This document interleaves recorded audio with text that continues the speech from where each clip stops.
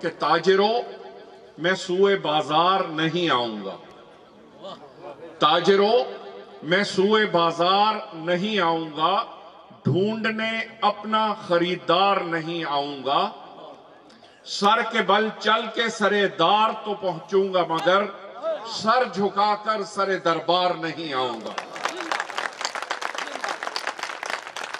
Doctor Tahir al-Qadri کے متوالے، ان کے worker, آپ جیسے نوجوان اور لیا کے بہت سارے ہمارے ساتھی، بکھر کے بہت سارے ساتھی، دریا خان کے بہت سارے ساتھی جنہوں نے جیلیں کاٹی، اور ان لواحقین کو خاص طور پہ میں خراج عقیدت پیش کرتا ہوں جن کے رشتہ دار ماڈل ٹاؤن میں شہید ہوئے، لیکن باوجود دھونس کے، باوجود روب اور دبدبے کے، باوجود رشوتوں کے، وہ اپنی جگہ مستحکم اور پورے اطمینان کے ساتھ کھڑے رہے۔ یہ شعر میں نے اس لیے سنایا کہ ہم بکنے والے نہیں، ہم جھکنے والے نہیں، اور ہم کسی سے ڈرنے والے نہیں۔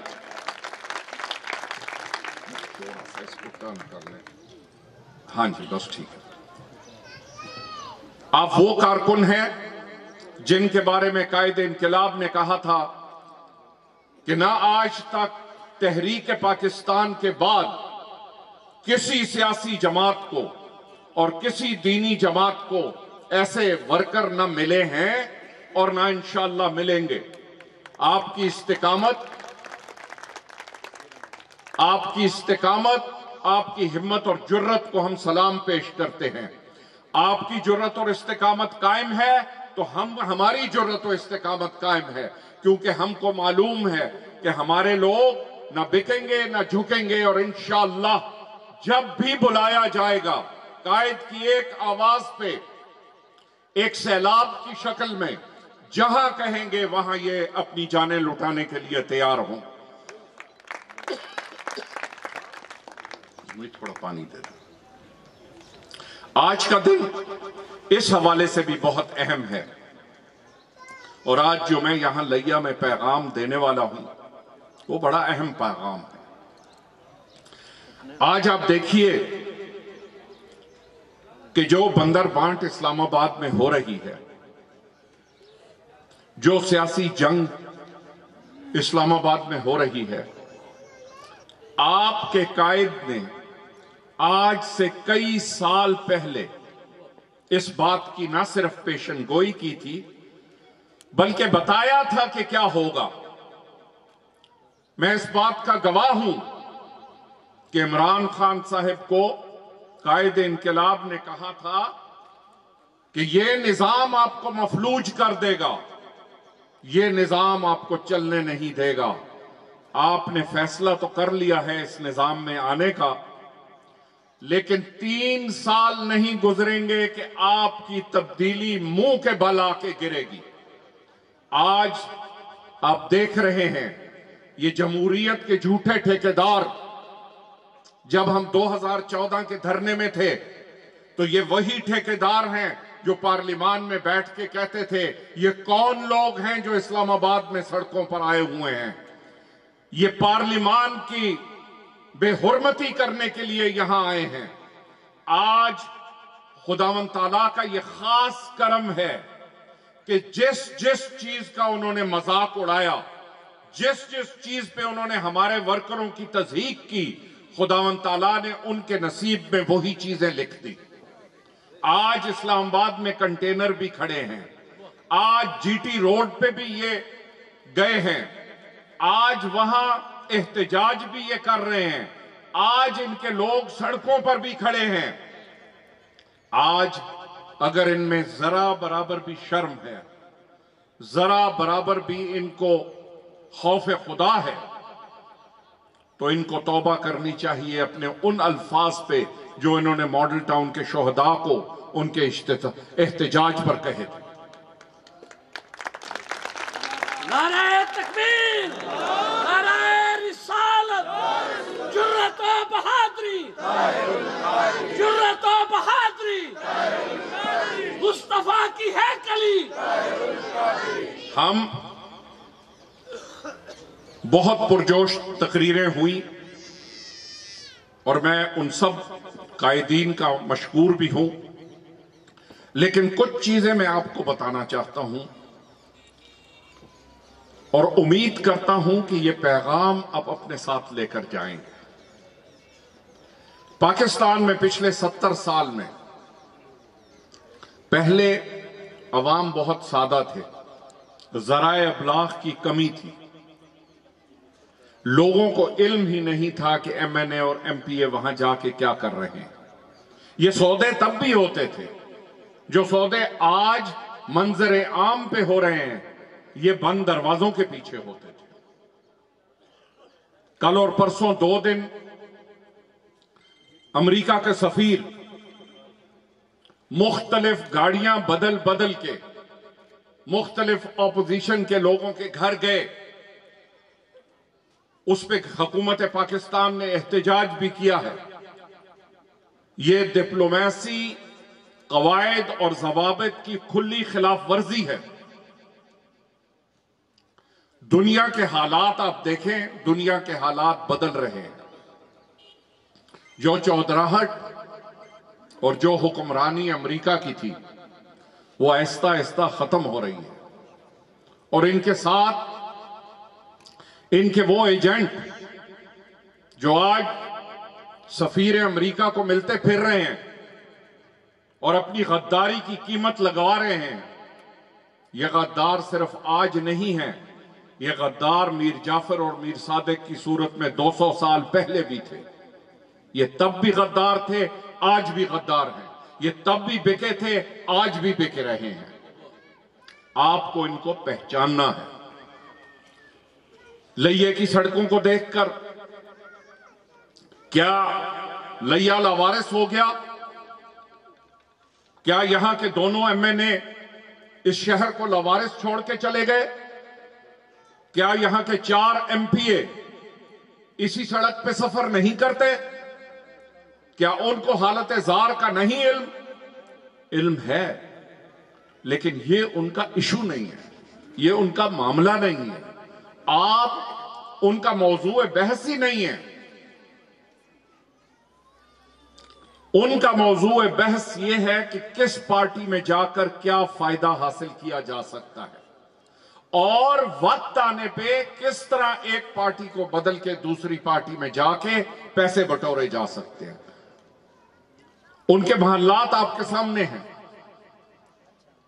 ان کے بڑے بڑے بنگلے، ان کی بڑی بڑی گاڑیاں آپ کے سامنے ہیں۔ آپ نے یہ کرنا ہے کہ یہ سارے قائدین جو میرے ساتھ کھڑے ہوئے ہیں، اور خصوصاً سید انعام اللہ گیلانی صاحب جو کہ امیدوار ہیں ضلع میئر کے، اور میر محمد انور تھن صاحب جو کہ ہمارے ڈپٹی میئر کے امیدوار ہیں لئیے کے، ان لوگوں کا دست و بازو بننا ہے۔ ان کے ساتھ گلی گلی نگر نگر جا کر قائد کا پیغام پہنچانا ہے، اور یہ تہیہ کرنا ہے کہ یہ جو جد و جہد ہم کر رہے ہیں یہ ہمارے لیے نہیں ہے، ہمارے آنے والی نسلوں کے لیے ہے۔